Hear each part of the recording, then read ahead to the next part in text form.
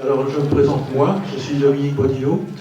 Je suis le papa d'une jeune femme qui est décédée, ma fille aînée, Karine, 46 ans, il y a 4 ans maintenant, à la suite de ces 3 doses de Moderna.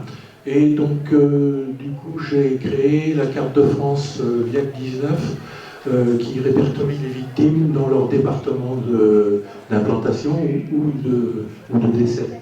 Et donc, voilà, c'est l'activité que je me suis trouvé pour m'occuper l'esprit, pour éviter de partir en vrille, comme on dit. Et donc, on va commencer par les témoignages, puisque, comme j'ai dit, il faut qu'on attende Mathieu, Cynthia, et puis, qui c'est qui aurait encore c'est tout. Si, il y a Joël qui doit être à côté. Qui c'est qui est partante pour commencer? Tu veux y aller? Bon, alors Mélina a la parole maintenant. Bonjour, je m'appelle Mélina.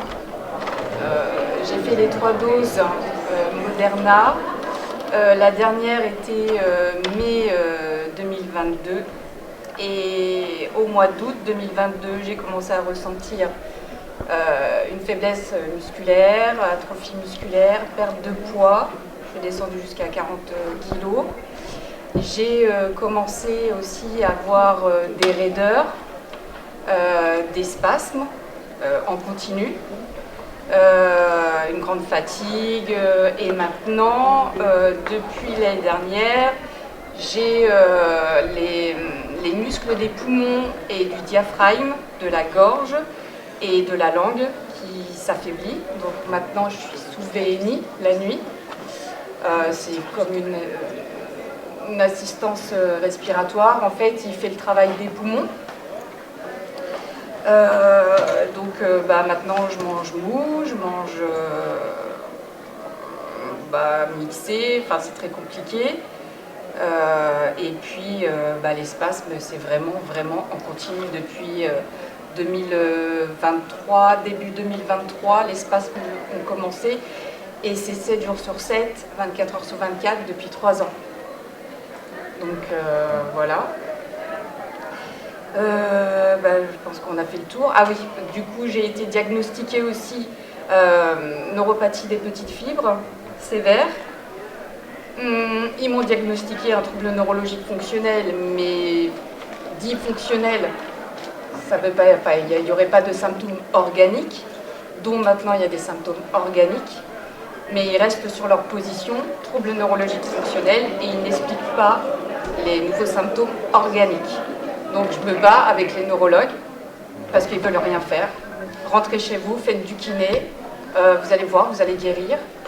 Ils ont même ils m'ont même dit que c'était psychologique. Psychiatrie.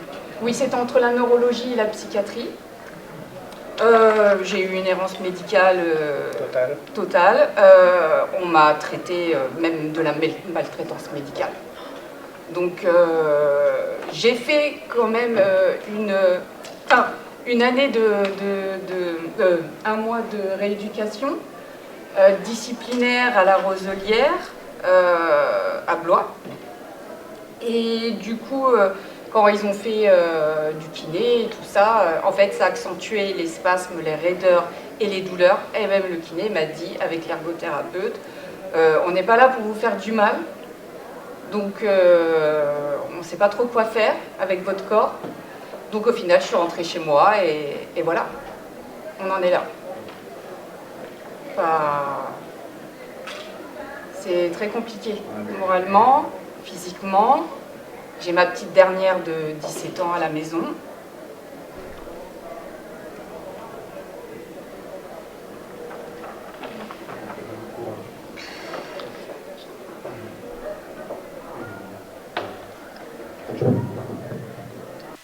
Merci Mélina, c'est très courageux de ta part de témoigner ce qui t'arrive et qui est vraiment une catastrophe, comme beaucoup d'autres, mais quand on le vit soi-même, c'est sûr qu'on est au plus près du problème. Donc les associations sont là pour comprendre ces choses-là, puisqu'elles sont elles aussi, pour la plupart, victimes ou impliquées dans la victimisation. Donc voilà, vous êtes au mieux avec les associations et c'est ça qu'ils vont vous dire, c'est que vous faites partie de cette famille, comme dit Mathieu souvent. On fait partie de la famille des victimes et des gens qui font ce qu'il faut pour les victimes. Et on y est et on va le faire. Je te remercie, Mélina. Maintenant, on va peut-être repasser la parole à Mathieu.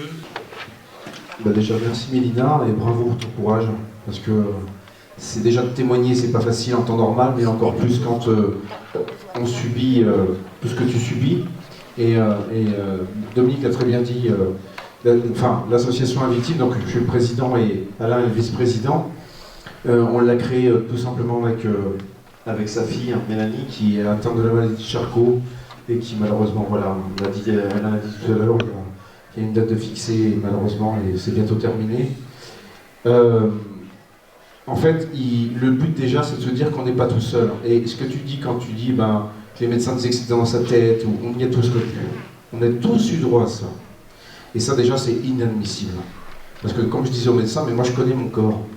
Quand je tombe malade, moi de Moderna, une dose, dont je tombe malade le lendemain, j'ai comme toi, j'ai une neuropathie des petites fibres sévère, qui a été diagnostiquée à l'hôpital de Saint-Étienne, qui est un des meilleurs en France sur ce principe-là, et c'est Limoges et Saint-Étienne les meilleurs, sans dire que les autres sont mauvais, mais les plus expérimentés. Et j'ai une encéphalomyalgie comme beaucoup, malheureusement. Alors, beaucoup de médecins nous le disent, l'ARN messager est un inflammatoire pour le système nerveux. On le prouve, hein. L'association aujourd'hui à victimes, c'est 1010 adhérents sur toute la France et les dom-tom, et on a à peu près 90% de personnes qui sont atteintes de troubles neurologiques, sévères ou mortels malheureusement, parce que Charcot on en a 46. Vous vous rendez compte du chiffre? 46 maladies de Charcot sur une association où il y a 1000 adhérents. Alors les médecins disent oui, c'est bizarre, mais personne ne s'alerte plus que ça. Alors on le sait pourquoi, hein. On a été humblement l'année dernière avec Alain et Mélanie, et ma marraine, donc la sénatrice du Bas-Rhin, Laurence Muller-Braun, reçue 2 fois par le ministre. Alors ça a encore changé, hein. Mais ils nous disent qu'il y a des effets indésirables. Devant nous, ils nous le disent, hein. Mais pourquoi vous ne faites rien? Mais vous vous rendez compte, ça va coûter de l'argent. Et ils ne parlent que de statistiques. Eux, ce qui les intéresse, c'est chiffres et statistiques. Et voilà. Oui, mais la vie des gens, en fait, le premier rendez-vous, il y avait Mélanie, donc ils n'ont pas trop osé, parce que Mélanie, voilà, a eu le courage de venir. Mais c'est vrai que la violence des mots, mais vous vous rendez compte de ce que vous dites, en fait? Alain peut témoigner largement de ce qui s'est passé, mais on a affaire à des gens qui disent on vous écoute. Alors c'est bien écouter, mais il faut agir à un moment donné. Et si on n'agit pas maintenant, c'est pour nous, mais tout ce qui va se passer derrière. Parce que tu l'as très bien dit, tu as une fille, c'est ça, c'est ça. Hein. Donc je pense que voir sa maman comme cela, voilà, on continue, mine de, c'est sa vie aussi à elle qui aujourd'hui, elle se fait, surtout à son âge, et qui voit sa maman pas prise en compte, au sérieux, mis de côté, entre guillemets, excuse-moi du terme, mais c'est ça, et c'est pas normal, c'est pas normal. Elle a même cherché sur internet et elle m'a dit maman, c'est de l'errance médicale et de la maltraitance médicale. Ah mais donc ça fait mal au cœur quand on voit sa fille chercher des choses sur internet. C'est complètement ça. C'est même pour moi de non-assistance à personne en danger. Oui. On va prendre les mots quand ils sont. Alors on fait toujours très attention. On a des avocats qui sont merveilleux, enfin surtout Maître Sonnet qui est génial. Je pense qu'on est tombé sur l'avocat le plus adorable du monde, mais vraiment, on peut tous témoigner ici. À Victimes et VIAC 19 et tous ceux qui œuvrent pour nous, ensemble, c'est l'humain. En fait, c'est de remettre cet humain qui, comme vous le voyez dans ce monde, on l'oublie cet humain. En fait, on a vu des robots faire boulot, métro, dodo, et quand on sort un peu de l'ordinaire, les gens font style qu'on ne voit pas et on avance. Mais non, en fait, il faut tendre la main aux autres aussi. Parce que, oui, on est concerné, mais je me suis toujours dit que même si j'étais pas concerné, comme le vaccin, moi je l'ai fait pour le travail, je pense que j'aurais œuvré autrement, mais j'aurais œuvré pour cette cause-là. Parce que, et d'ailleurs je remercie Daniel National, la secrétaire de l'association qui n'est pas vaccinée et qui est une femme magnifique, vraiment. Mais comme tous. Donc voilà, donc moi c'est, pardon Mathieu, le président, bon, je pense qu'il y a beaucoup qui me connaissent maintenant, ou comme Dominique. Moi Alain, tu veux dire quelques mots? Moi aussi, tu parles bien. Je sais pas. En tout cas, courage et courage à toutes et tous surtout. Merci. Bon, moi, il faut savoir aussi, moi je ne suis pas vacciné. C'est grâce à mon métier que je ne suis pas vacciné. Merci mon métier. Parce qu'à l'époque de mon président, Mon directeur voulait qu'on se fasse vacciner en interne à l'usine. Et en réunion de direction, je lui dis non, moi je suis pas d'accord. Donc j'ai expliqué le pourquoi. Comme on fabrique des composants pour les appareils de freinage pour les voitures. Et donc tant que le composant n'est pas validé sur les bancs d'essai, etc., on ne le met pas dans la voiture. Et à l'époque, le vaccin, à l'époque c'était un vaccin, moi j'appelle ça une injection, n'était pas validé. Et donc je lui dis, ah non, moi je suis pas d'accord. Donc il dit, bon monsieur Mauport, on verra ça la semaine prochaine. Donc la semaine d'après, on vient en discuter. Il me dit, bon monsieur Mauport, je suis ok, on vaccine pas, on n'oblige pas la vaccination en interne. Et j'oblige pas la vaccination au niveau des ouvriers, mais les gens qui voudront se faire vacciner pourront aller à l'extérieur de l'usine et se faire vacciner. Et mon directeur, quand il a regagné l'Allemagne, il est venu me trouver, il m'a serré la main, il a dit « Merci monsieur Opa, je ne suis toujours pas vacciné ». Ça c'était en 2023. Donc il est reparti en Allemagne et j'ai plusieurs collègues qui ne sont pas vaccinés parce qu'ils ont dit « Oui, tu as raison, pourquoi on se fait cette injection qui n'est pas validée, que nous, nos produits, tant qu'ils ne sont pas validés, on ne les met pas dans les voitures ». Donc j'ai des collègues qui ne sont pas... Pas mal de collègues qui ne se sont pas fait vacciner à cause de ma petite analyse. Et donc voilà, et je suis bien content qu'ils ne se sont pas vaccinés parce que d'autres collègues de travail qui se sont fait vacciner et puis qui nous ont insultés, parce qu'on pouvait les tuer parce qu'on n'était pas vaccinés, enfin voilà, etc., etc. Ils sont malades. Ils sont malades. Et il y en a qui sont décédés. Et des jeunes. Ce qui est malheureux, c'est que c'est beaucoup. Et donc voilà, et donc Mélanie, elle c'était pour son travail aussi qu'elle a été vaccinée. Et parce que de la famille proche, il n'y a que Mélanie qui est vaccinée. Ma maman qui a 92 ans n'est pas vaccinée, elle a été malade avec le Covid, elle n'est pas morte. Chez mon tonton et ma tata 96 et 92 ans, ils ont été malades avec le Covid, mais ils sont tombés sur des médecins qui ont fait leur boulot, qui leur ont donné des médicaments, et comme par hasard, ils ne sont pas morts, ils sont toujours vivants, mais... Donc voilà, donc il y avait des moyens de soigner, mais ils n'ont pas été nombreux comme docteurs, mais bon, après ils ont eu des problèmes, on sait tous. Et donc voilà, donc moi je vais accompagner Mélanie sur les quelques semaines qui lui restent, parce que donc elle a émis son compte à rebours, le compte à rebours est enclenché, donc on va l'accompagner, parce que bon, moi je dis, ah, ça a été mon bébé, maintenant c'est ma petite poupée de chiffon. Elle est, voilà, on la comprend quasiment plus. Quand elle parle, donc voilà, donc on va l'accompagner, et puis on va se battre avec l'association pour qu'il y ait toute cette reconnaissance. Et donc là, bah, je ne vais surtout pas battre les bras, enfin, tomber les bras, parce que j'ai une colère en moi, mais j'ai un volcan à l'intérieur de moi, parce que ben voilà, j'ai perdu ma fille, hein. Et donc pour tout le monde, on va se battre avec Mathieu, avec Dominique et puis toute notre équipe pour qu'il y ait cette reconnaissance. Bon, je le dis, il faudra attendre 2027 parce que ben, comme il a dit au ministère de la Santé, quand on leur a dit mais vous n'y êtes pas responsable, donc vous pouvez vous engager sur la reconnaissance. Mais non, ça reste une personne. Donc notre président est toujours là, donc tant qu'il sera là, rien n'a pas avancé. Ils nous l'ont laissé entendre, donc voilà. Donc c'est terrible, il va falloir encore attendre, et puis la justice, normalement, qui est indépendante, on se rend compte qu'elle n'est pas indépendante, parce qu'elle est soumise à l'État, et donc on a des retours sans suite, donc le premier dépôt de plainte est revenu sans suite pour Mélanie, mais on a rattaqué, on a rebondi derrière, et donc voilà. Il y a une reconnaissance de la pharmacovigilance? Oui, la pharmacovigilance a émis une imputabilité suite à l'injection. Et donc, ils ont remonté le dossier à l'ANSM en mentionnant que c'était un cas marquant. Donc, la logique, normalement, de l'ANSM aurait dû convoquer des experts, convoquer Mélanie, qu'elle repasse, refaire des examens, etc. Enfin, un protocole normal. Mais, donc, ils ont bien reçu, l'ANSM a bien reçu le dossier de Mélanie. Donc pendant 8 mois, il n'y a rien eu. Donc moi j'ai envoyé un petit mail gentil, rien, un deuxième petit mail, et puis ils m'ont contacté, et ils m'ont dit non, mais faut aller, c'est la pharmacovigilance qui doit vous faire ces procédures. Donc, je retourne vers la pharmacovigilance, et là j'ai eu la chance de tomber sur un des médecins qui avait travaillé sur le dossier de Mélanie.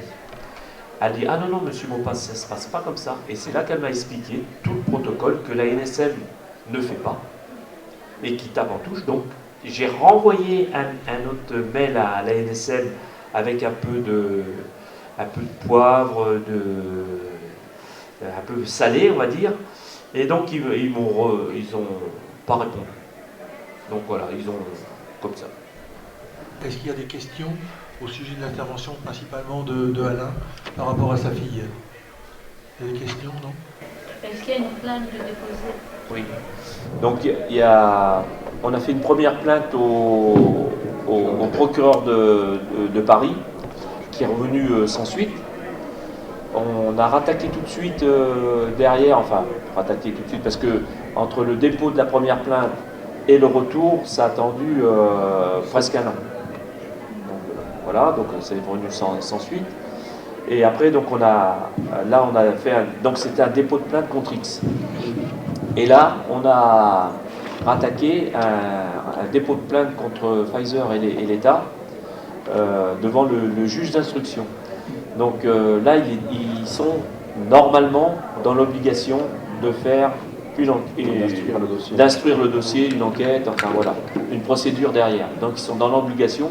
Donc là, faut payer. La première, il n'y avait pas besoin de sortir de l'argent, c'était, on va dire, entre guillemets, gratuite, parce que notre avocat ne nous prend rien, il ne prend pas de frais, rien, il fait tout ça gratuitement. Il prendra que si on gagne, il prendra 12% si on gagne, autrement, si on perd, il perd aussi. Donc là, il n'y en a pas beaucoup d'avocats comme ça. Et donc le deuxième jugement, par contre là, moi parce que là, il faut donner de l'argent, il va falloir payer. Et comme là, moi j'ai dit au niveau de l'association, on y va, moi on peut payer en tant que parent, donc il n'y a pas de souci. Donc on verra, ça peut aller de 2000 à 5000 euros, parce qu'ils ont tendance à appuyer au niveau du volume d'argent à donner pour décourager les gens. Mais bon là, moi ils ne vont pas nous décourager. Donc on va voir, nous, la somme d'argent, parce qu'il y a d'autres dossiers qui sont prêts à partir au niveau de l'association. Donc nous, Mélanie, on a été les premiers pour ouvrir la voie, pour savoir combien ils allaient nous demander. Et après, il y a d'autres dossiers, il y a 4 dossiers, 6 dossiers qui sont prêts. Et donc parce qu'on aimerait que l'association paye les frais, parce que malheureusement, il y a des victimes qui ils n'ont plus de revenus, quoi. Ils se trouvent presque à la rue. Donc au niveau de l'association, on voudrait bien avoir un petit retour du dossier de Mélanie pour savoir l'argent qu'il va falloir avancer, parce que si par exemple, c'est 2000 euros, donc l'association, on peut envoyer des dossiers. On n'a pas beaucoup d'argent, et c'est pour ça qu'on a fait un appel aux dons, et puis que maintenant on est déductible des impôts depuis début d'année. Et donc on attend un petit peu, on voudrait bien avoir le résultat pour savoir, pour envoyer des dossiers, parce que le nombre va faire qu'ils vont avoir une pression. Comme a dit l'avocat et d'autres personnes, en envoyant un grand nombre de dossiers, automatiquement ils vont pas dire, l'État au-dessus dit, non, mettez le pied sur le ballon, mais s'ils en ont beaucoup, donc le juge d'instruction, il va dire, oh, ça se passe quelque chose, on a plein de dossiers qui nous arrivent, et différents, parce que tout le monde est différent, les dossiers. Et donc voilà, donc on attend un retour. On n'a pas beaucoup de temps, mais il y a des témoignages à faire. Ok, merci d'explication, Merci bien beaucoup. comme ça, ouais. Donc on va quand même prendre les témoignages suivants. Anaïs, tu es prête? Allez, raconte-nous ta grande histoire. Je vais lire. Tu le mets bien sous ton menton. Là. Vous m'entendez? Oui, c'est parfait. Je vais lire ce que j'avais écrit. Alors, voici le résumé de mon parcours. Donc, le 30 juillet 2021, je me suis fait vacciner pour la première dose Pfizer. Je n'étais pas bien, très mal à la tête. Je venais de signer mon prêt immobilier pour ma maison. Le 20 août 2021, je me suis fait vacciner pour la deuxième dose qui m'a achevé. Le 28 août 2021, des gros maux de tête, je suis allée voir mon médecin traitant qui m'a dit qu'il s'agissait sûrement d'une sinusite. J'étais sous antibiotiques, pas d'amélioration. Le 5 septembre 2021, je suis allée voir le Stade Rochelet à La Rochelle et je me tenais la tête tellement j'avais mal à la tête. Dans la nuit, j'ai demandé à aller aux urgences à Saintes. Ils m'ont passé scanner, IRM et d'autres examens. Résultat, une thromboplémite cérébrale. Transportée en urgence à Poitiers. Le 7 septembre 2021, opérée une première fois d'une craniectomie. C'est le retrait d'un quart de la boîte crânienne. Une pression intracrânienne normale se situe entre 1 et 10. La mienne était à 50, donc une cocotte minute.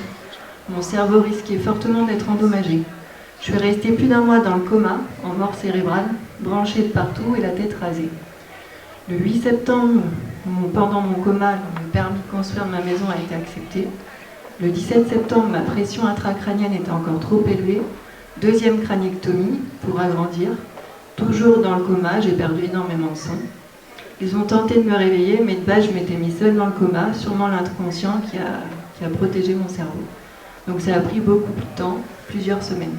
Les médecins étaient très pessimistes à l'idée que je m'en sorte et avaient préparé ma famille et mon entourage au pire, à ma mort. En fait, ils ont demandé à ma famille de signer une décharge parce qu'ils voulaient me débrancher. Le 9 octobre 2021, j'ai fini par me réveiller. Je me croyais toujours encore en septembre, comme si je n'avais dormi qu'une seule nuit. Car première chose que j'ai demandé à ma mère les yeux ouverts, si j'avais reçu mon permis de construire. Je suis restée en réanimation sous surveillance quelques semaines, puis transférée en neurochirurgie. L'équipe médicale a commencé à me mobiliser au lit, mais je n'avais plus aucun muscle et plus de doigts non plus, car intubée pendant tout le coma. En m'extubant, ils se sont aperçus qu'une de mes cordes vocales était paralysée. J'ai continué à avoir toute l'équipe médicale de Poitiers, kiné, ergothérapeute, orthophoniste, etc. Rien de miraculeux à ce stade.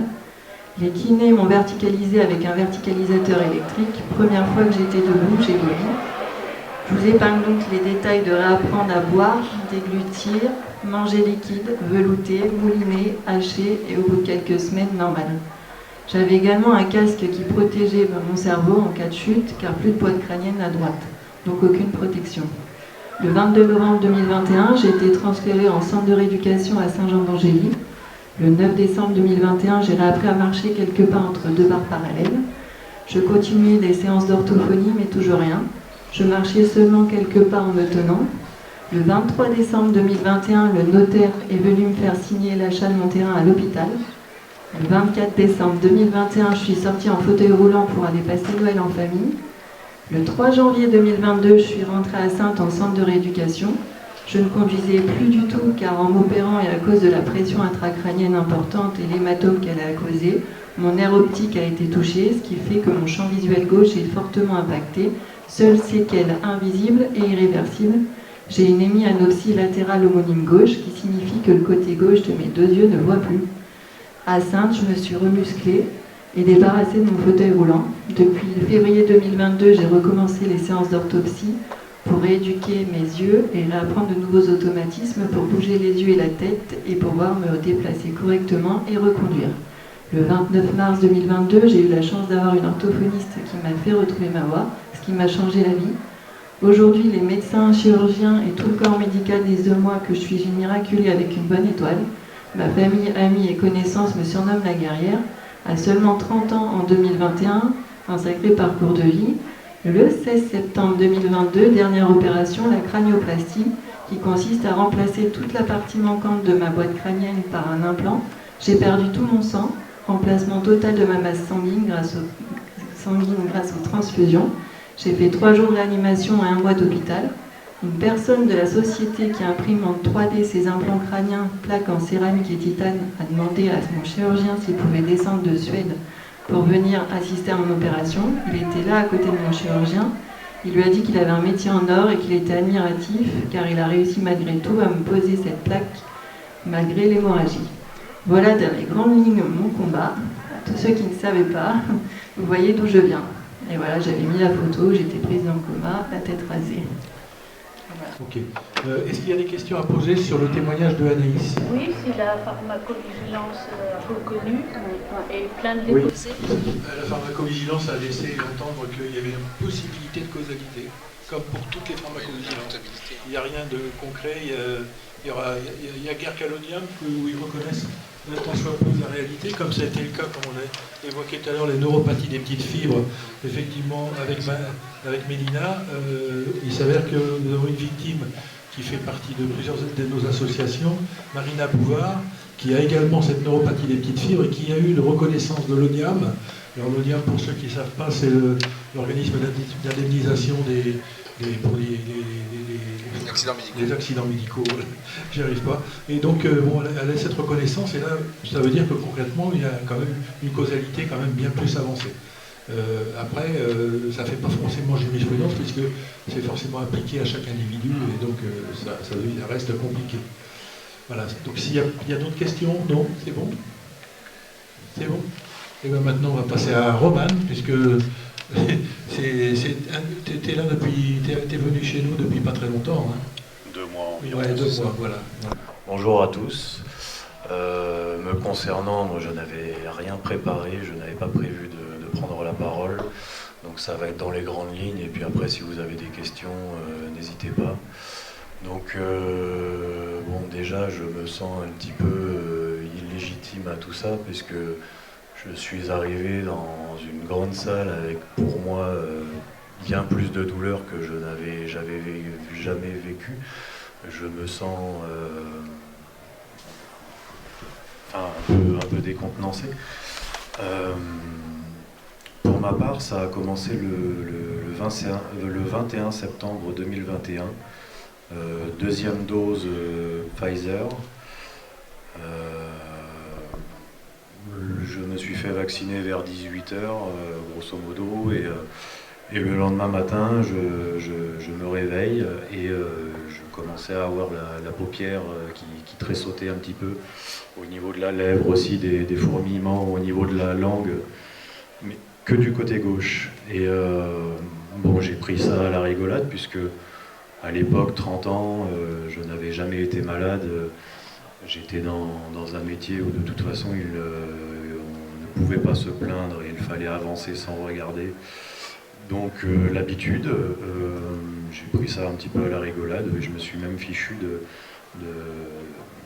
d'un de mes collègues le lendemain qui avait chopé la grippe à cause du vaccin, et je lui ai dit qu'il était un peu faible. Et sauf que moi ça a continué, ça s'est empiré, et 3 jours après j'ai fait un malaise au travail avec presque des convulsions, mais pas de perte de connaissance, mais vraiment un grand vide d'énergie, une sensation de plus d'énergie, et puis des convulsions pendant une petite demi-heure. J'avais mon visage à gauche qui commençait à s'affaisser un petit peu, donc on a appelé les urgences pour suspicion d'AVC. Urgences qui sont arrivées 3/4 d'heure après, heureusement que c'était pas un AVC. Soit disant en passant, je suis arrivé vers 11h à l'hôpital, j'ai été pris en charge vers 19h.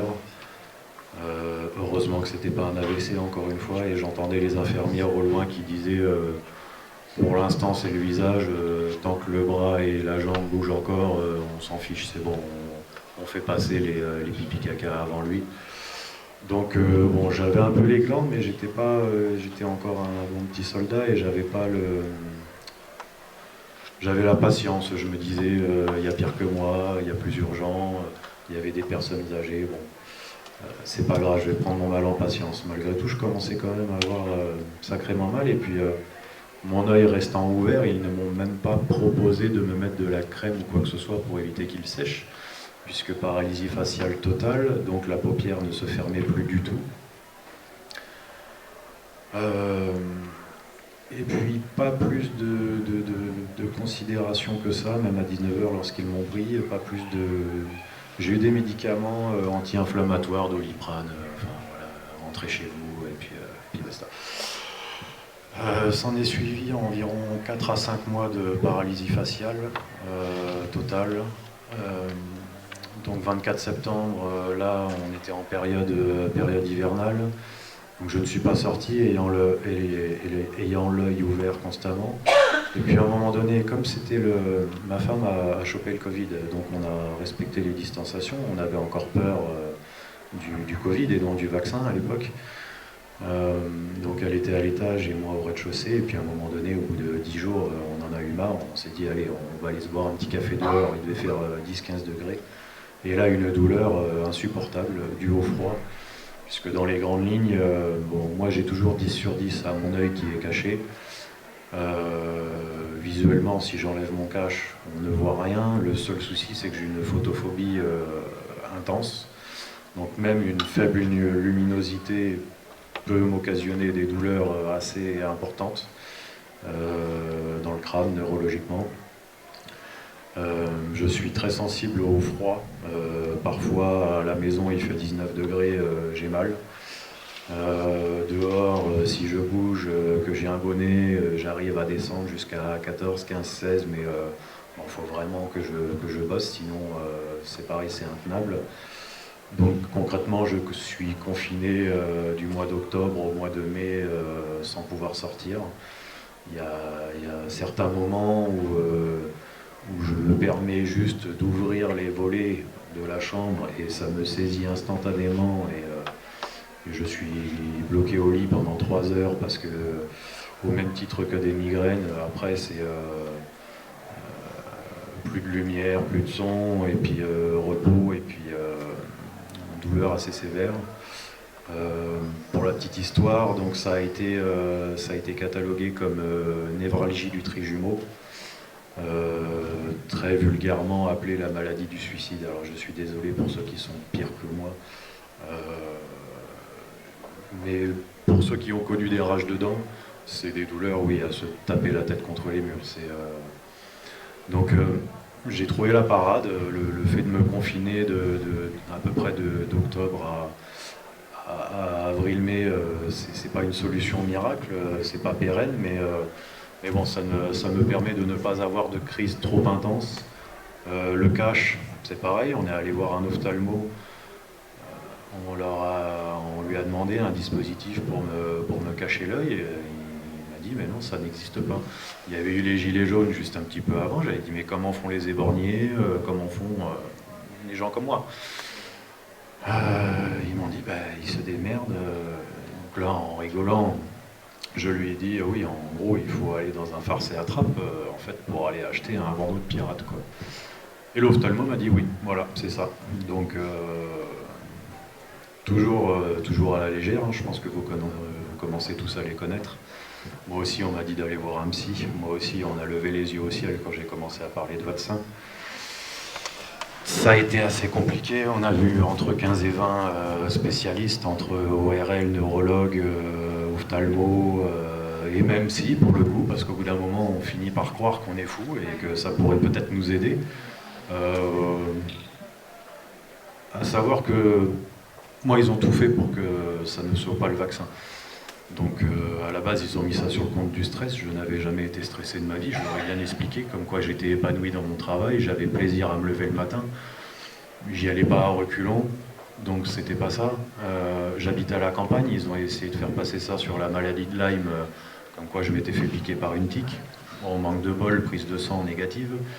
Ils ont essayé de faire passer ça sur une des souches du virus du Zona. J'avais fait Zona / herpès, il y a peut-être une centaine de souches différentes qui sont, je crois, inactives chez nous, mais qui peuvent, sur certains déclencheurs, se manifester. Manque de bol, prise de sang, justement, aux urgences, le jour où ça m'est arrivé, tout est revenu négatif. Et à l'ONIAM, pour ma part, ils n'ont eu d'autre choix que de valider justement l'effet secondaire dû au vaccin. Donc j'ai eu gain de cause par rapport à l'ONIAM. Non sans mal, concrètement, pour éviter de se faire détruire, on y allait avec une avocate qu'on a payée grassement, malgré nos peu d'économies, c'était un petit peu compliqué. Mais bon, on savait qu'on allait se faire démonter sans avocate. J'ai eu la chance d'avoir ma femme qui a fait des études de recherche, donc elle a l'habitude de fouiner là où les autres ne vont pas, qui a de belles notions en médecine. Donc, et puis maintenant, avec tous les outils qu'on a aujourd'hui, notamment ChatGPT qui nous aide beaucoup, on arrive à télécharger par exemple une étude médicale qui vient du Japon et puis se la faire traduire dans la foulée. Parce que la France et plus largement le vieux continent, on occulte complètement les effets secondaires et on ne veut pas de toute façon chercher des problèmes parce qu'on sait qu'on va en trouver.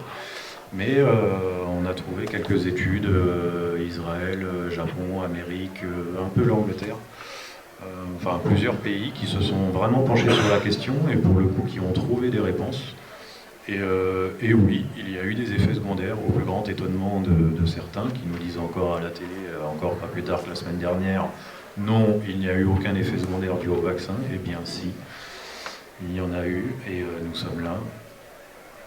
Donc ça a été prouvé, mais manque de budget aidant, et puis mauvaise foi des deux neurologues qui étaient contre nous. Ils ont juste prouvé ce qu'ils ne pouvaient pas nier finalement après 3 heures de bataille où on n'a pas mâché nos mots et on ne s'est pas laissé faire. Ils ont juste acté les 4 mois de paralysie faciale. Ils n'ont pas acté les douleurs post-paralysie faciale qui m'handicapent depuis maintenant 4 ans et demi. Et finalement, moi, me concernant la paralysie faciale, pour moi, elle était temporaire puisque à la base, on m'a dit vous êtes grand, vous êtes fort, vous êtes jeune, ça va durer 1 semaine, vous inquiétez pas. Et puis 2 semaines, et puis 1 mois, puis dans des cas exceptionnels, peut-être 2 mois, et puis jusqu'à 6 mois. Bon, au bout de 5 mois, 4-5 mois, c'était réglé, mais je prenais la vie du bon côté et j'en rigolais. J'en rigolais avec ma femme. Ma femme en rigolait nettement moins. Mais moi j'en rigolais parce que j'avais vraiment une double face et je me regardais dans le miroir, ça me faisait rire. Parce que pour moi, encore une fois, c'était temporaire. Là où ça a commencé à nettement moins me faire rire, c'est quand ça me pendait au nez de perdre ma carrière, de me faire virer, d'être handicapé à vie, de ne plus pouvoir sortir de tout l'hiver, alors que sans forcément être hyperactif, mais moi, j'ai jamais été jeux vidéo, télé, pour moi la vie elle est dehors. Donc j'appelle ça un peu ma prison, même si c'est une prison dorée, on a la chance d'avoir une maison avec un peu d'espace, mais c'est une prison de 150 mètres carrés, mais c'est une prison quand même pour moi de mois d'octobre jusqu'à mai, et c'est assez compliqué. Donc l'été, je revis un petit peu, à condition qu'il n'y ait pas trop de soleil, à condition qu'il n'y ait pas trop de vent. J'ai une asthénie assez prononcée, c'est une fatigue chronique, à condition que je ne sois pas trop fatigué également. Il y a beaucoup de conditions qui font que... Donc aujourd'hui, je ne peux plus reprendre de travail, ne pouvant plus trop conduire également, difficulté à me concentrer, difficulté à motricité fine, à concentration, et puis la fatigue, la douleur, qui peut survenir d'ailleurs, même s'il fait beau, il n'y a pas de vent, tout va bien, et d'un seul coup, je vais recevoir comme une espèce de décharge derrière l'œil, et ça va complètement me paralyser, et bon, là, il faut que j'aille me coucher 2-3 heures. Donc ça a été, voilà, pour l'instant on va porter la chose plus haut, parce que l'ONIAM étant la solution un petit peu à l'amiable, on va porter ça au tribunal, en espérant qu'il nous écoute un peu plus sérieusement. Et puis je vous passe les diverses assurances à gauche et à droite qui font leur propre barème pour que de toute façon vous n'atteigniez jamais le pourcentage requis pour être indemnisé, ou la mauvaise foi de tout le monde. C'est vrai que je pense que beaucoup le partagent. C'est assez rageant. Je ne sais plus qui disait tout à l'heure, je bouillonne en moi. Ouais, putain. Et le jour où ça va exploser, ça va pas être beau, mais... Ouais. Vivement 2027, je pense. Il y aura peut-être un basculement. Peut-être que certaines langues vont se délier. Tu parlais des freins. Je sais qu'à l'époque, ils étaient en amiante. L'amiante, on sait combien de temps ça a pris avant que... Il a fallu 20 ou 30 ans avant que les langues se délient également. J'espère que pour nous, ça ira plus vite. Voilà, malgré tout, aujourd'hui, à l'heure de la télé qui va vite, des réseaux sociaux, on n'est pas les seuls. En France, on occulte tout ça. Dans le monde, on essaie quand même de chercher un petit peu. J'espère que ça va aller plus vite que la période amiante, mais bon, voilà. Et Madame. Une dame dans le public qui veut poser la question. Bonjour, monsieur la femme de monsieur. Voilà, c'était juste pour remercier VIAC 19 à Victime, parce que ça fait pas trop longtemps qu'on vous connaît. On a longtemps cherché des associations parce qu'on se sentait très très seul dans ce parcours où on est pris pour des fous et que personne ne nous entend. On se bat depuis 4 ans et demi tout seul, mais ça fait du bien de se sentir nettement moins seul. C'est pour ça qu'on est là aussi. Et aussi pour dire qu'on ne lâchera rien. Parce qu'il a tendance à minimiser son cas, forcément, entre Mélanie, Mathieu... Voilà, mais malgré tout, vous êtes tous des victimes, en fait. Il n'y a pas de concours, il n'y a pas de... Forcément, si, il y a forcément des échelles, mais chaque cas compte. Et comme ce que tu disais, Mathieu, tout à l'heure, au niveau du ministère, vous n'êtes que des chiffres, mais enfin, avec chaque chiffre, il y a des vies, des familles. Non, c'est pas possible. Donc, nous, en tout cas, c'est un peu comme vous aussi, on va aller au bout. Et s'il faut foutre la merde, il n'y a pas de souci aussi. Il est hors de question qu'on laisse les choses se faire. Voilà. Merci à toi. Tu as effectivement dit une grosse partie de ce que je voulais dire, c'est qu'en ce qui nous concerne, je pense parler au nom des 3 représentants d'associations qui sont là, il n'y a pas de petite victime. On est victime dès lors qu'on a un effet indésirable, qu'il soit moindre que celui d'une autre personne ou quoi. On est victime dès lors qu'il y a un changement dans sa vie après les vax. C'est juste ça qu'il faut retenir. Et même, j'irai même plus loin, je dirais même que les gens qui ont eu des complications, des effets indésirables post-vax et qui sont en rémission parce qu'ils ont eu la chance de trouver une possibilité de guérir ou de se remettre complètement. Je ne parle même pas d'Anaïs qui elle est partiellement ou complètement remise, non partiellement. Voilà. Mais bon, il y a des gens qui sont complètement remis, mais ils ont quand même vécu un préjudice après leur vaccination, et ces gens-là sont victimes, même si au moment où on leur parle, ils n'ont rien du tout. Donc c'est ça qu'il faut savoir. On est là pour ça, pour régler ces problèmes-là, pour les guider. Et puis, en fait, on a quand même un petit peu d'expérience avec le recul du temps. Mais c'est vrai que oui, c'est ça. Il n'y a pas de petites et de grandes victimes. Je suis désolé, Roman, mais tu es une victime au même titre que Anaïs et d'autres personnes. Il n'y a pas de problème là-dessus. Tout du moins pas pour nous. Il a très bien résumé, c'est exactement ça. C'est bravo. Je pense qu'encore une fois, on revient toujours au même point, c'est au nom de l'humain, tout simplement. Et dès lors que... Et puis, on parle des victimes directes, mais tu es la femme de Roman, donc tu as aussi forcément un impact derrière, négatif, parce que... Alors, il y a du positif parfois, parce qu'on se retrouve, moi, c'est ce qu'elle m'avait dit ma femme, mais ça impacte tout. Je pense à ta fille aussi, qui a 17 ans, qui, la preuve, recherche...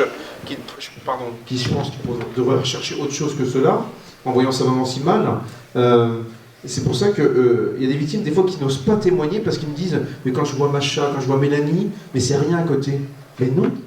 Parce que si on fait tout ça à un moment donné, ça va être quoi? Alors, et tant mieux d'un côté, on va espérer qu'il n'y a pas trop de charcot, pas trop de choses graves, mais il y en a tellement, et bien qu'on va passer à côté de tout ça.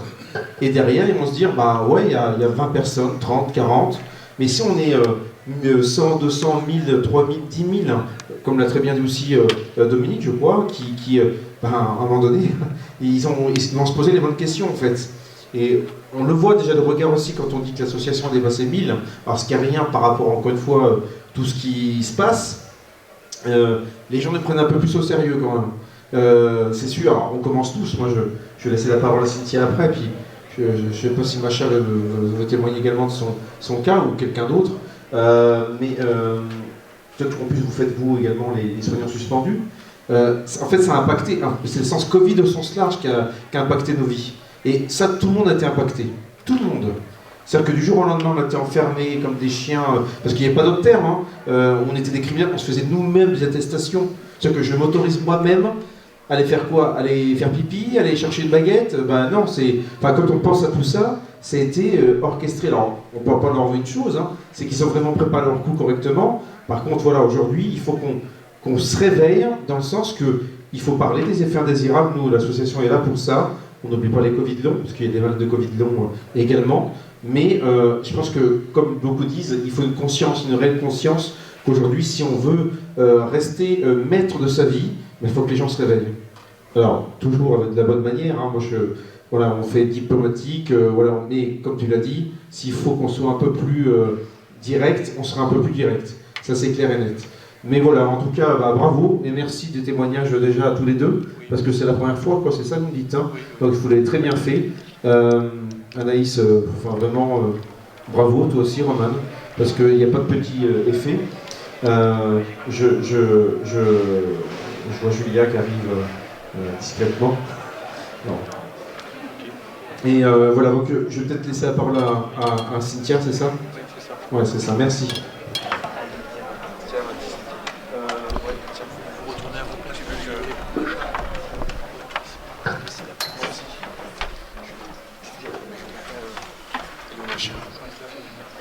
Julien va témoigner aussi, moi je vais j'y aller.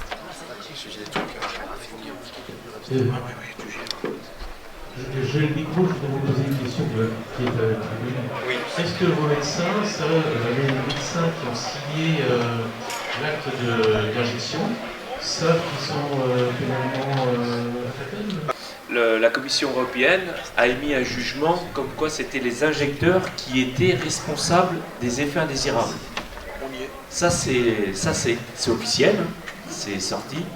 Et donc voilà, donc ils ont fait, enfin pour moi, c'est moi qui le dis, hein. En faisant ça, tous les vaccinateurs, tous les médecins, donc là ils ont mis les pieds sur le frein et bon sang, donc ils se cachent derrière ça parce qu'ils ont peur maintenant.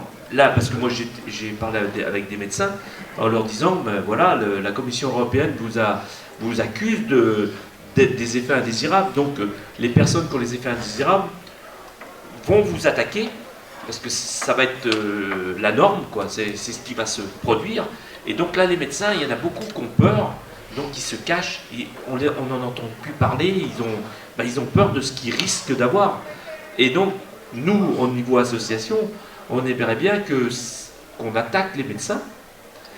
Et que les médecins, automatiquement, comme nous a dit notre avocat, ils seront obligés d'aller au-dessus de l'ordre des médecins, de dire, voilà, vous nous avez obligés à aller dans les vaccinodromes, mais maintenant, c'est nous qui payons le chapeau.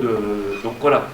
Donc voilà, ça c'est du vrai au niveau de la Commission européenne. Donc voilà, c'est...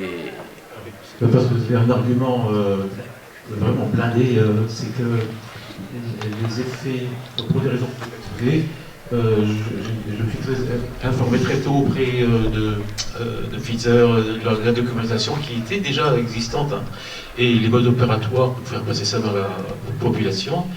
Et donc, étant les sachants, si vous voulez, ils ne peuvent pas... vous pouvez attaquer, à mon sens, hein, parce que vous menez une guerre, et ceux qui la mènent, c'est pas moi vraiment, c'est vous, les personnes qui avez été... qui souffraient dans votre chair. Donc, si vous, victime, physiquement victime, vous n'attaquez pas, non pas seulement l'injecteur, mais le prescripteur, en tant que complice, hein, parce qu'on n'est plus dans le médical. Et là, on parle de somme avec 5 ou 6 zéros derrière, hein, ce que j'avais évoqué tout à l'heure. Oui, mais c'est... Si vous ne le faites pas maintenant, quand? Oui, merci. On va être obligé de décourter parce que on a des Dernière questions. chose, je tiens à préciser qu'en Belgique, il y a une victime qui a déposé plainte contre son médecin traitant qui l'a injecté. Hein. Lucie a déposé plainte. Déjà chez vous, contre son médecin oui, traitant. mais je me demande si en France ça n'a pas eu lieu déjà non plus. En Belgique, Lucie a déposé plainte. Hein. Donc, il faut absolument que les victimes dénoncent leurs injecteurs. Hein. C'est la première chose. D'accord, merci. Donc je vais passer la parole à Cynthia, qui est la présidente de la 3e association présente ici, et qui va nous expliquer ce qu'elle fait. Bonjour à tous, Cynthia Thévenot, présidente de l'association On a une dose en Alsace-Moselle, cofondée avec 6 autres personnes, à la fois des soignants qui ont été suspendus, également aussi Julia ici présente qui est porte-parole de l'association. Nous on tenait en fait à une association locale de proximité, à accompagner en fait des personnes qui souffraient à la fois d'effets indésirables, des proches de victimes et aussi des soignants qui ont été suspendus, poursuivis et malmenés en raison de cette politique vaccinale là. Nous on était au départ très mobilisés contre l'instauration du pass sanitaire et de l'obligation vaccinale. On a fait la promotion de la liberté de choix à l'époque et très vite on a entendu parler ensuite des premiers effets indésirables, notamment sur les réseaux sociaux. Et pour l'anecdote, en fait, c'est Dominique du VIAC 19 qui en fait a fait le portrait de Julia. Julia Walter, qui est une victime des vaccins sur Haguenau, vraiment tout près de chez nous, et en fait qui nous a mis en lien, parce qu'il savait que nous on était actifs dans l'espace public pour dénoncer un petit peu tout ça. Et la rencontre avec Julia, ça a été vraiment le détonateur qui a fait que pour la première fois, nous on voyait une victime de visu, et puis qui en plus a très vite pris en charge sa situation. Elle a porté plainte contre Pfizer au tribunal judiciaire de Paris. Expertise médicale. Elle a fait une demande d'expertise médicale au tribunal judiciaire de Paris. Très vite, nous, ça nous a mis en lien avec une personne. Et puis, il y a eu cet événement aussi marquant des rencontres citoyennes internationales de Vierzon qui sont déroulées en 2024 ici, et où pour la première fois, il y avait vraiment tous les collectifs et associations représentant des victimes qui étaient présents. Et on a pu aussi rencontrer d'autres personnes et on a eu ce déclic de se dire ok, près de chez nous, on va faire quelque chose. On sait qu'il y a beaucoup plus de personnes que ce qu'on croit. À Victime, ils étaient déjà plusieurs centaines et on s'est dit c'est sûr en Alsace, il y a des personnes qui sont toutes seules, qui engagent peut-être des choses ou pas, et nous on va faire ce travail de prise de conscience en proximité, en parlant toujours des deux versants de cette même pièce qui sont les soignants et les victimes. Et aujourd'hui, on est 80 adhérents. On a monté un partenariat avec 2 cabinets d'avocats. Une avocate, Nancy Rizaché, avocate au barreau d'Épinal dans les Vosges, et Maître Bessie qui a pu prendre la parole aussi tout à l'heure dans le cadre des points de justice, qui est avocate au barreau de Chambéry.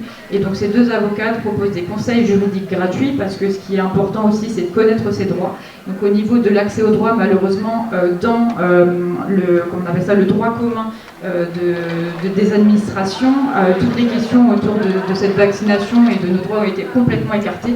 Donc c'est pourquoi nous on propose une offre spécifique, avec des avocates engagés qui peuvent renseigner sur les droits des personnes.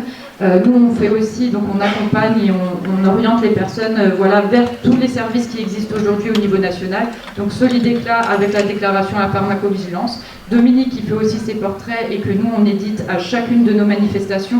Et aujourd'hui, au départ il n'y en avait que quelques-uns, il en a plusieurs centaines aujourd'hui. Et même nous maintenant en Alsace, Lorraine et Grand Est, on commence à avoir pas mal de portraits, et c'est ça qui interpelle les gens quand ils passent, c'est de réaliser qu'en fait ça peut toucher tout le monde, ça peut toucher un membre de sa famille, ça peut toucher un voisin, un collègue. De cette prise de conscience-là, de se dire en fait c'est un sujet qui n'est pas comme ça perdu n'importe où dans le pays ou à l'étranger, c'est à côté de chez moi. Donc ça c'est vraiment nous, notre démarche, et les portraits de Dominique aident beaucoup aussi là-dessus. Comme dit, ça remet de l'humain, ça met des visages, ça met des noms, ça met des situations concrètes, des vrais vécus au centre de ce sujet-là.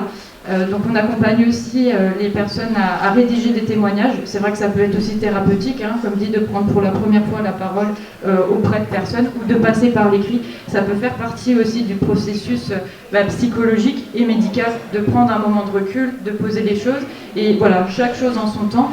Donc nous, depuis le début, on a été sollicités à peu près par à peu près 115 personnes, on va dire, depuis notre existence. Et on se rend compte que ça met du temps entre une personne qui va commencer à juste nous poser des questions, le délai après lequel finalement elle va se dire tiens, pourquoi pas rejoindre une association, pourquoi pas témoigner. Des fois en fait il va se passer 1 an et engager du coup maintenant des démarches. Et ce que je tenais à dire aussi, c'est que sur la partie juridique aujourd'hui, elle est essentielle, même si c'est un combat qui est dur, même si c'est long. En fait, si le sujet il sort à un moment donné, Je veux dire, l'État, ils vont pas demander au fait c'est qui avait des problèmes suite au vaccin. Ils vont partir de dossiers qui sont déjà préalablement constitués. Ils vont partir de cas où il y a des écrits, où vous avez fait des mails, où vous avez saisi des administrations, où vous avez parlé de votre situation. Ceux qui sortent de nulle part, ils vont vous dire bah, vous êtes bien gentil, ça fait 10 ans, c'est passé, vous étiez où, vous n'avez rien engagé, il faudra aussi pouvoir le prouver. En attendant, on voit que bah, voilà, des personnes aussi qui sont proches de la retraite, elles passent retraitées, les archives, bah, c'est encore plus difficile d'avoir accès aux papiers, etc., au niveau de la médecine du travail, enfin, il y a tous ces aspects-là à prendre en compte. Donc que vous soyez prêt aujourd'hui ou pas à monter un dossier en justice, gardez tous les papiers que vous avez, tous les écrits que vous avez, et si vous n'étiez pas consentant à l'injection, c'est pareil. Si vous l'avez dit à, je sais pas, à un collègue, à un supérieur, demandez des écrits pour tout. Un médecin qui vous dit peut-être c'est l'injection, ok, mettez-le par écrit. Maintenant, il va falloir, comme dit, aussi inverser ce rapport de force. Vous l'avez dit, maintenant, les médecins eux-mêmes, ils peuvent être inquiétés, les médecins injecteurs peuvent être inquiétés, mais il y en a beaucoup encore qui ne le savent pas, ça. Et je pense qu'on a aussi ce devoir un petit peu d'être le relais de ça, de les alerter là-dessus, de les sensibiliser là-dessus, et de leur dire, bah voilà, vous avez un doute, vous pouvez simplement dire que vous avez un doute, hein, vous n'êtes pas obligé de l'affirmer. Après, charge aux administrations de poursuivre le travail. Mais vous, aujourd'hui, vous avez besoin de ces documents. Baissez pas la tête, baissez pas les yeux. Je veux dire, c'est vos vies qui sont en jeu, et ils ont ce devoir aujourd'hui, voilà, de réparer, de faire un pas en avant, et de vous écrire des choses. Et même s'ils ne le font rien qu'anonymement, et ben ils le font anonymement, ils y mettent leur établissement. Enfin voilà, il y a des petites choses, mais effectivement, il ne faut pas lâcher. C'est vraiment important. Ce que je voulais aussi peut-être juste terminer là-dessus, comme il le disait aussi tout à l'heure, il y a eu beaucoup d'effets indésirables, voilà, assez rapides suite aux injections. Ce que là, on commence à observer partout, c'est des personnes qui allaient bien jusqu'à maintenant, et qui là, d'un coup, ça fait quelques mois, on entre là dans les effets indésirables à moyen terme.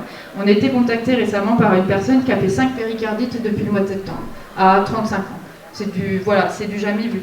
Il y a aussi, il ne faut pas l'oublier aussi dans ce combat, la question des mamans qui ont été injectées avec les bébés. Qu'est-ce qui va se passer pour ces bébés? Quelles pathologies peuvent développer?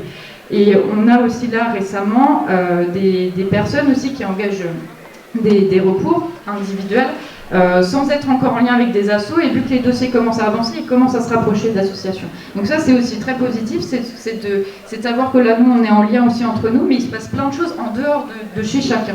Et là, ce qui est vraiment incroyable, donc, par exemple, nous à Strasbourg, il y a une personne qui a perdu son bébé suite à une injection pendant sa grossesse, et qui là a déposé aussi un recours localement en impliquant à la fois les laboratoires, l'État, l'ONIAM.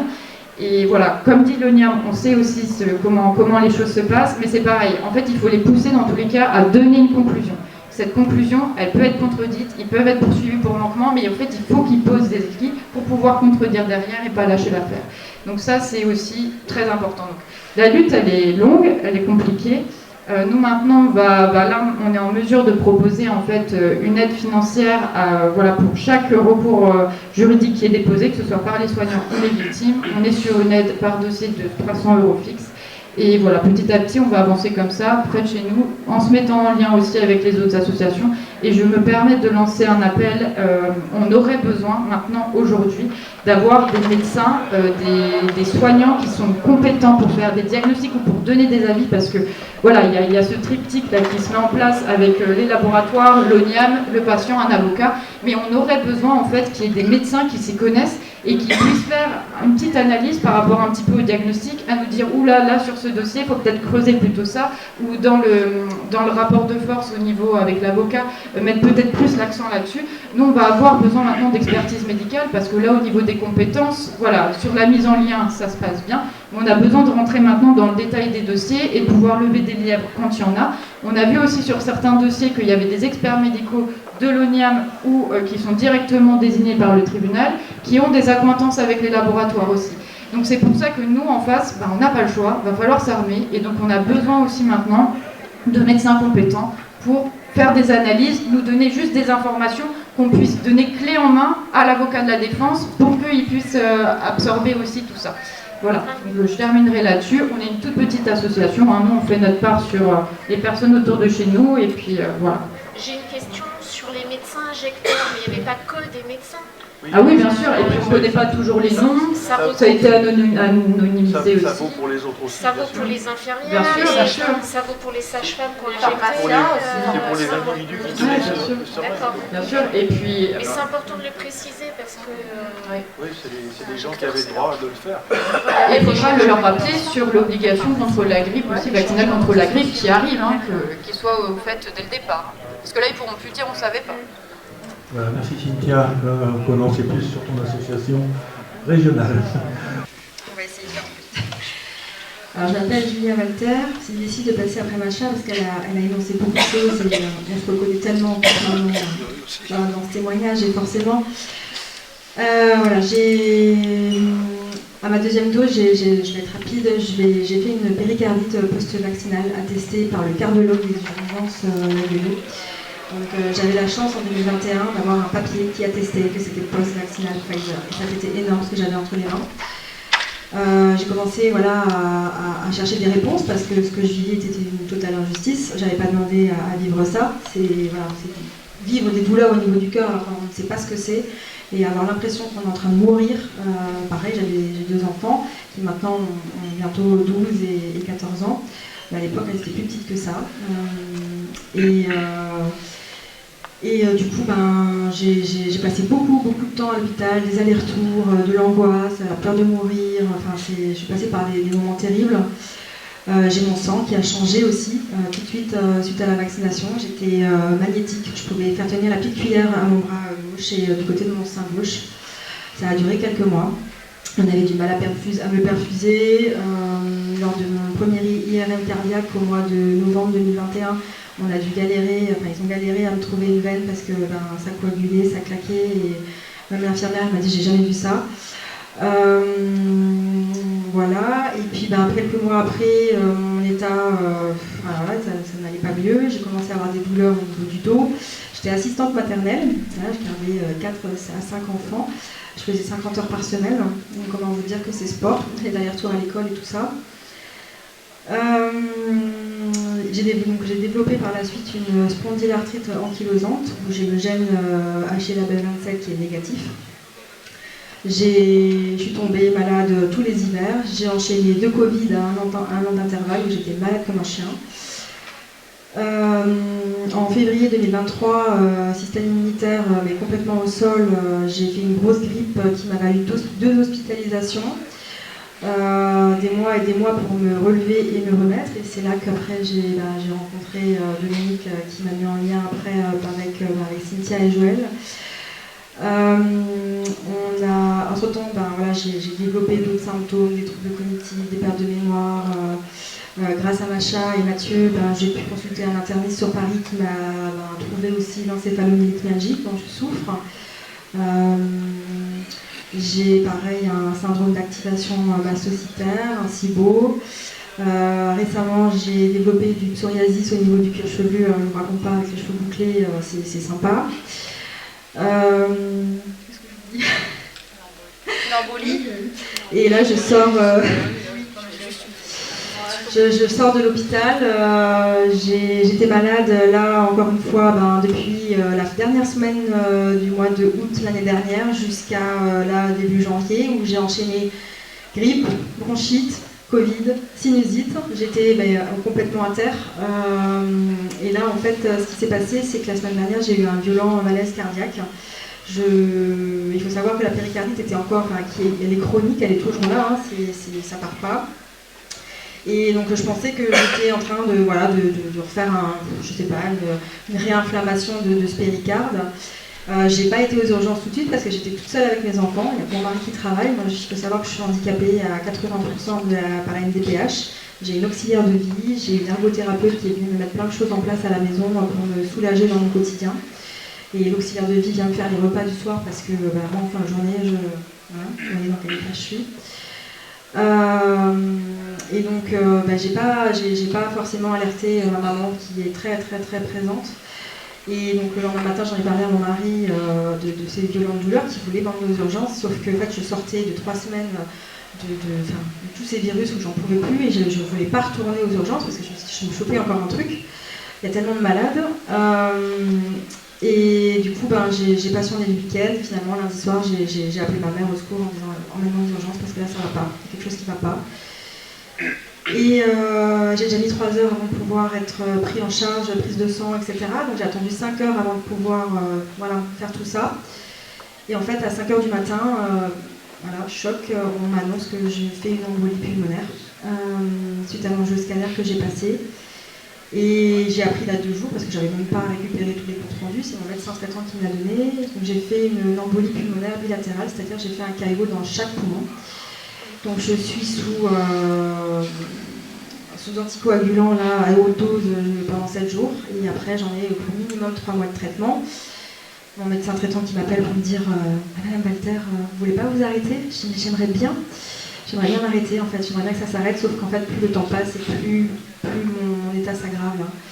En fait, je vais avoir encore des examens à passer parce qu'il veut savoir d'où ça vient. Donc moi je l'ai dit, je dis clairement ça vient du vaccin. Ça fait 4 ans et demi que je me bats. Évidemment, avec cette injustice que je vis,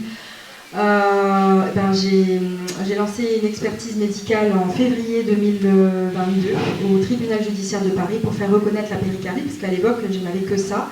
C'est plus tard que tout le reste s'est rajouté, sachant que j'avais pas de soucis particuliers de santé avant. J'ai la preuve aujourd'hui, avec une prise de sang en Allemagne aussi, que j'ai encore de la protéine spike vaccinale dans mon sang. Après tout ce temps. C'est toujours pas parti, alors ça passe après 48 heures, j'ai vraiment envie de rire. Voilà, c'est ça.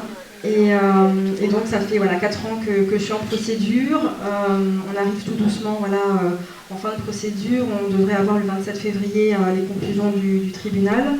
Et puis soit avant l'été, soit à l'automne, une plaidoirie qui devrait se dérouler à Paris.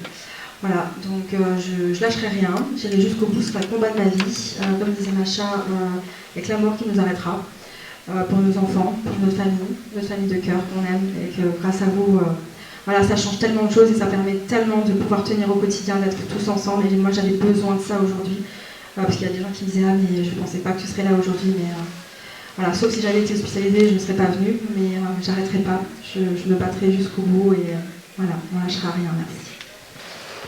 Bonjour tout le monde, moi j'ai pas du tout l'habitude de témoigner, en général c'est plutôt ma fille. Aujourd'hui ma fille est très fatiguée, donc moi je suis maman d'une victime. Donc j'ai une fille qui aujourd'hui a 20 ans et le 13 février 2022, suite à 2 injections et un Covid, en fait, elle a perdu toute autonomie. Le matin elle s'est levée, elle était debout. L'après-midi, elle a ressenti une décharge électrique qui partait des pieds jusqu'à la tête. Et là-dessus, son papa lui a dit « Va te mettre sur le canapé, repose-toi ». Et quand elle s'est relevée après sa sieste, en fait, ses jambes ne la portaient plus. Ses jambes, c'était une poupée de chiffon, en fait. Et en fait, ce qui s'est passé là-dessus, comme c'était une battante, c'était une jeune fille qui était brillante scolairement, qui faisait du sport, engagée au niveau de la commune, qui avait beaucoup d'engagement et tout. Très pugnace et tout, donc elle a essayé de prendre une chaise, de s'asseoir autour d'une table. Elle avait sa petite sœur qui était en train de faire un exposé, et là elle prend les ciseaux pour l'aider à découper, et elle a le bras qui part comme ça, elle avait les bras qui partaient dans tous les sens et tout. Elle me regarde, elle me dit mais qu'est-ce qui se passe et tout. Après on mange, elle a la fourchette comme ça et tout. Donc c'est une jeune fille aussi qui est remplie d'humour. Donc nous on habite une maison qui est en duplex, les chambres sont à l'étage. Et le soir, elle me dit c'est normal, maman, t'as 16 ans, on monte les marches sur les fesses. Elle monte les escaliers en reculant sur les fesses, comme ça. Elle se couche dans le lit, elle était avec sa petite sœur. Et puis en fait, le matin, je vais voir la petite sœur elle me dit je n'ai pas dormi de la nuit. Toute la nuit, le lit a tremblé. Je dis mais comment ça, le lit a tremblé? Et en fait, ma fille, dès qu'elle tendait ses jambes, comme ça, elle avait les membres qui partaient dans tous les sens. On ne pouvait même pas imaginer ça. Voilà. Donc qu'est-ce que je fais? J'appelle le SAMU. Le SAMU m'explique que en fait, c'est de la fièvre. Elle a le Covid, c'est la fièvre, c'est des frissons. J'ai dit non mais monsieur, c'est pas des frissons. Est-ce que vous avez pris une température rectale? J'ai dit non, je sais pas de thermomètre rectal. À 16 ans, c'est un peu compliqué de prendre une température rectale. Et donc on laisse passer la matinée. Entre midi et 2, son papa revient, me dit comment ça va, Mariama et tout. Et en fait, j'ai dit ça va pas mieux et tout. Donc on rappelle les pompiers. Et là, à nouveau, ils me refont le sketch de la température rectale. Enfin bon, voilà. Et donc là, ma fille décide de prendre le téléphone et de leur expliquer ce qu'elle ressent. Il dit, ah mais non, mais nous on ne va pas venir de toute manière, si vous voulez, vous venez aux urgences. Donc moi j'appelle mon médecin, je lui demande si on peut avoir un fauteuil roulant, puisque même si elle a 16 ans, elle est beaucoup plus grande que moi, beaucoup plus costaud, enfin à l'époque du moins c'était le cas. Et donc on part à la pharmacie, il y avait un fauteuil pour une personne de 10 ans, donc voilà, je la mets dans le fauteuil, on part à l'hôpital. Elle arrive à l'hôpital et forcément ça fait comme une crise convulsive sur le fauteuil. Donc il y avait des pompiers, ils disent ah elle convulse. Puis non en fait, elle est là, elle est présente, avec sa tête est là. Donc ils disent ah non c'est pas des convulsions. Donc en période de Covid, elle a plus de 16 ans, moi je peux pas aller avec elle.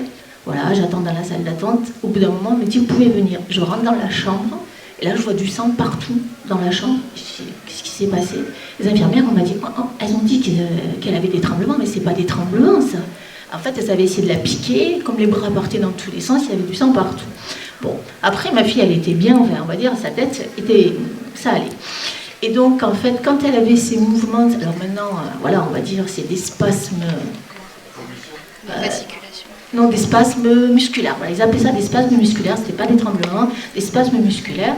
Donc, à chaque fois qu'elle avait ces spasmes musculaires, elle avait les battements de cœur qui allaient à plus de 180. Donc, du coup... Forcément, au niveau de l'hôpital, ça sonnait partout, tout le monde arrivait en courant, ils étaient en scaphandrier et tout, enfin bon voilà. Et au bout d'un moment, un médecin rentre dans la chambre et là dit, sans rien, sans aucune protection, il dit, votre fille elle a rien, c'est psychologique, il faut qu'elle pense à la mère. Alors là, je regarde ma fille, je dis, écoute, pense à la mère, il n'y a pas de souci, pense à la mère. Il dit, ne vous inquiétez pas, dans 1 heure, elle va remarcher. Ok, moi ce que je veux, c'est que ma fille elle remarche. Voilà. 1 heure après, il revient, il essaye de la lever, puis il se rend compte que non, elle ne marche pas.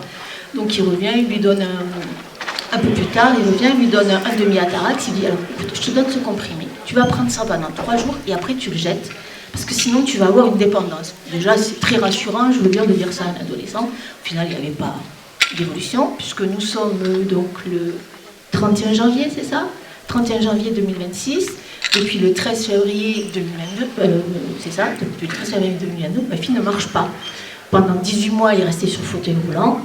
À un moment, elle a eu cette idée de se dire « Ah, mais peut-être que si je prenais des attelles articulés, le fait qu'il y ait un peu de flexion, ben, je pourrais avoir un peu plus d'autonomie. » Donc voilà, c'est ce qu'elle a. Mais donc nous, en fait, moi, ce qui s'est passé, et c'est vrai que je veux dire un grand merci à l'association A-Victime, parce qu'en fait, nous, on a eu une errance médicale jusqu'à février 2024, hein, j'ai envie de dire. Voilà, puisque c'était psychologique, on a vu je ne sais combien de neurologues. Moi, j'ai des neurologues qui m'ont regardé dans les yeux en me disant « Madame, moi, si j'avais une fille dans l'état de votre fille, je l'internerais directement en psychiatrie. » Donc, j'avais été éduquée, on parle bien au médecin, donc j'ai absolument rien dit, mais ma fille, elle l'a regardé, elle lui a dit « Écoutez, si c'est ça votre solution, je préfère rester sur mon fauteuil. » Voilà, il n'y a pas de mot à dire. Donc, en fait, en février 2024, je suis venue, j'étais en pleurs, je faisais que pleurer, enfin voilà. C'était très dur. Et donc, il y avait des affiches, et je vois en fait le portrait de Mathieu, et puis je vois problème de la marche et tout, donc je discutais avec Mathieu, il me parle de l'association A-Victime. Donc c'est comme ça que j'ai adhéré à l'association, et en fait, donc j'en ai parlé à ma fille. Après, ce qui est très compliqué, c'est que c'était à la veille de ses 17 ans, aujourd'hui elle a 20 ans. Là, comme elle me dit, c'est tous des adultes. Moi, ma vie, elle n'était pas construite en fait. Elle est pas scolarisée. Aujourd'hui, elle a l'AH, elle aimerait travailler, mais si elle travaille, elle va perdre son AH. Voilà. En septembre dernier, nous sommes partis aux UER de Castres, parce que bon, moi, je connaissais Macha, Julia, je les avais rencontrés. Mais pour moi, c'était important que ma fille, à un moment, les rencontre dans la vraie vie, quoi. Sur les réseaux, c'est bien, mais voilà, parce que ma fille témoignait pas mal sur les réseaux. Et en fait, quand elle a discuté avec les membres de l'association, ils lui ont tous dit « il faut que tu ailles voir le docteur Force ». Donc, en novembre dernier, elle est partie voir le docteur Force et il lui a posé un diagnostic. Et donc, le diagnostic, c'est une EM, une encéphalomyélite myalgique. Voilà. Donc, elle est sortie de là, elle me dit « Maman, ça y est, j'ai un nom pour ma maladie ». Je me dis « ouais ». Elle me dit qu'elle a un nom, mais c'est pas ce qu'il y a derrière en fait. Donc aujourd'hui, elle, son combat, c'est j'ai pas envie de parler de la maladie, je fais ce que je peux, au mieux, parce qu'on a essayé les centres de rééducation, mais au final, ça l'a bousillé complètement. Pour les crises convulsives, il a fallu qu'elle aille en vacances en Angleterre, qu'elle fasse des crises convulsives pour qu'on lui donne un traitement, puisqu'en France, on n'était pas capable, c'était des CNEP. Hein, les crises non épileptiques psychogènes. Voilà, ça c'est des mots, en fait, pour tout, c'est comme les troubles neurologiques fonctionnels, enfin voilà. Et puis c'est psychologique, voilà. Mais voilà, moi je tenais vraiment à dire un grand merci donc, aux organisateurs déjà, chers à tout cœur, parce que vraiment ces rencontres c'est juste, voilà. Et puis à l'association Victime, on a eu notre dose, oui mon cycle, enfin toutes ces associations, parce que c'est vrai que moi depuis que je les ai rencontrées, j'ai plus l'impression d'être seule, voilà. Et puis donc depuis Castres, ma fille elle a eu un parrainage. Elle fait partie de la grande famille, c'est le docteur Oridan, voilà, qui sont pas. Voilà. Merci. Et elle est exceptionnelle. Un peu comme Macha, j'avais mon mari qui était en milieu hospitalier, il ne voyait pas d'inconvénient à l'injection quand je l'écoutais. Un peu comme Macha, parce que j'ai une enfant en situation de handicap et pour pouvoir aller au service neurologie de l'hôpital, il fallait que je sois un parent vacciné. Donc je me suis fait vacciner 3 fois. Donc 2 fois Pfizer, 1 fois Moderna. Donc moi je suis de Vierzon. J'ai été vaccinée ici, exactement. Première injection, j'ai fait... je suis rentrée chez moi, j'étais un petit peu les joues comme du carton-pâte. J'ai un terrain allergique depuis ma jeunesse. Je suis arrivée chez moi, j'ai dit bon ben voilà, je suis en train de faire une petite allergie. Deuxième injection, je signale ce symptôme, on me dit on ne va pas vous garder 15 minutes mais 30 minutes. J'avais le masque et puis au bout de 15 minutes on vient m'interroger, je dis ouais je me sens pas très bien quand même. Et là on soulève le masque, je dis bon, je suis pas trop bien. Et puis tout d'un coup c'est monté aux yeux, c'est redescendu, je me suis retrouvée avec un casque. J'ai fait un choc anaphylactique et finalement les pompiers sont venus me chercher. On m'a dit vous êtes notre 10 millième injection, vous êtes notre premier cas. Donc j'ai fini aux urgences. Une fois que tout est rentré dans l'ordre, je suis rentrée chez moi. J'ai dit oui, mais pour la 3e injection, je fais quoi? Donc je suis venue toquer à la porte d'ici. J'ai demandé à parler au médecin. Qui s'est occupé de moi et on a refusé de me laisser rentrer.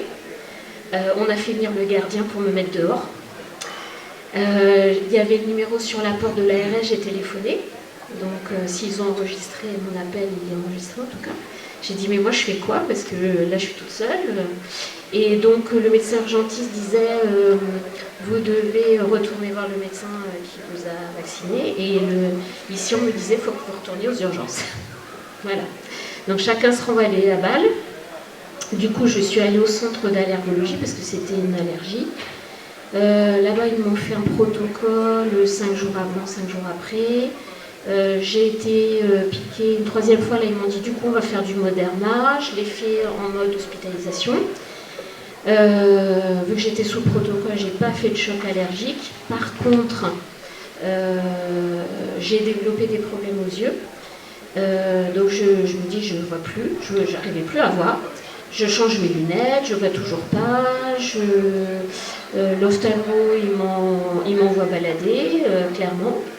Et puis je suis tombée sur une opticienne formidable qui m'a dit écoutez, moi ça m'inquiète vos problèmes aux yeux, ça vient pas de vos lunettes. Et c'est l'opticienne qui m'a envoyé voir un orthoptiste qui me l'a écrit noir sur blanc, c'est bien dû au choc. Donc j'ai mon œil droit et mon œil gauche qui ne travaillaient plus ensemble. Et c'est pour ça que j'avais continuellement besoin de faire cette mise au point là, tout le temps en mode focus. Et je ne voyais plus rien sur l'écran de mon ordinateur au travail. J'avais aussi la paupière qui palpitait, beaucoup de fatigue. Donc j'ai fait plein de séances d'orthoptiste. Si ça récidive, je dois recommencer. J'ai des petits exercices quand je suis fatiguée que je dois faire parce que je le sens venir. J'ai aussi développé, alors ça on n'en parle pas beaucoup, mais des acouphènes. Alors chez la victime, on a un sous-groupe d'acouphénistes. Mais on n'en entend pas trop parler, c'est pour ça que je voulais témoigner, parce que parfois on ne fait pas le lien de cause à effet, mais je souffre beaucoup d'acouphènes. On a dans notre sous-groupe victime des gens qui parlent de se suicider, tellement c'est insupportable, parce que c'est pas visible. Là, moi, je suis en pleine crise d'acouphènes avec le bruit qu'il y a dans la salle et je sais que je vais passer une soirée horrible. Dès que je vais me retrouver dans le silence, ça va être terrible. Donc, c'est beaucoup de souffrance. Alors, j'ai j'ai une fatigue chronique. J'ai eu des problèmes dans le travail parce que je voyais plus, je supportais plus le bruit. Comme tout à l'heure, Romane, je vis la même chose mais avec les oreilles. Quoi. Voilà, donc mon employeur n'a rien trouvé de mieux que de faire travailler avec un casque, la réduction de bruit. Voilà, donc isolement total. J'entends plus mes collègues qui parlent. En réunion, je supporte pas dès qu'il y a un petit bruit, que moi seule j'entends en fait, mais il y a bien un bruit. Mais ça a décuplé mes capacités auditives parce que j'entends super bien. J'entends même la pompe qui essaie de s'activer dans le puits de mon voisin 5 mètres sous terre. Voilà. Donc, mais bon, pas si fort, mais pas de la musique à côté, donc je me prive d'aller au restaurant quand la musique est trop forte. Je demande sans arrêt, mettez-moi pas sous une enceinte, un peu ce que Morgane disait tout à l'heure, hein, en mode chaud-froid, mais moi c'est en mode bruit que je le vis. Il se trouve que ma soeur, qui est 2 ans mon aînée, elle s'est retrouvée au supermarché un jour et elle me dit mais je vois plus les prix. Et je lui dis ça ressemble bien à ce que moi j'ai eu. Donc effectivement elle a eu ce problème aux yeux mais avec un effet retard sur moi et elle n'est pas allergique elle. Et du coup elle a dû consulter le même orthoptiste que moi. Est-ce que c'est parce qu'on a la même biologie, les mêmes parents biologiques, je ne sais pas. Elle a eu quand même des symptômes moins gravement que moi. Ceci dit, je viens de la perdre parce qu'elle est décédée d'un turbo-cancer. Donc elle était maîtresse d'école, elle a dit au revoir à ses élèves et elle n'a pas fait sa rentrée. Et elle a su, elle est décédée au mois d'octobre l'année dernière, 15 jours avant de décéder, on lui a annoncé qu'elle allait mourir. Donc elle est rentrée à l'hôpital mais directement sans palliatif. Voilà, elle avait 52 ans et j'ai envie de l'honorer parce que c'était une personne formidable et moi je suis convaincue qu'elle est décédée des suites du vaccin. Parce que le turbo-cancer, c'est pas normal d'avoir une masse de la taille d'une orange sur un rein quand on n'a aucun antécédent médicaux et qu'on meurt si vite. Non, voilà, donc c'est aussi, je voulais témoigner pour elle parce que, voilà, je l'ai perdue, c'était quelqu'un de précieux dans ma vie, je comprends vous, votre deuil avec Mélanie, je me reconnais un petit peu là-dedans, moi ça a été beaucoup plus fulgurant, mais je suis contente, je l'accompagnais chaque jour, elle est décédée là, à l'hôpital de Vierzon, et elle demeure dans mon cœur, et je continuerai à me battre pour elle, voilà aussi. C'est une victime qui ne sera jamais reconnue. Et il y en a tant comme ça, parce que je pense que même elle est décédée en s'imaginant pas du tout, parce qu'elle n'était pas du tout... éveillée. Ouais, pas du tout éveillée. Et même si je lui disais, tu sais, je crois que c'est le vaccin, parce que franchement, les yeux, on a vécu la même chose. Non, elle était... Tu pourrais faire du témoignage pour elle, mais ça ne correspondrait pas à sa volonté à elle. Non, je crois pas. Non, je crois pas. Ça n'est que mon point de vue. Oui, non, mais je suis d'accord. Mais je pense pas qu'on décède. Bon, il y a des gens qui sont décédés encore plus jeunes, hein, mais je veux dire, quand on est en pleine santé, on ne meurt pas d'un turbo-cancer comme ça. Le turbo-cancer, ça existe même sans les vaccinations, mais pas en telle quantité, quoi. Il y en a beaucoup de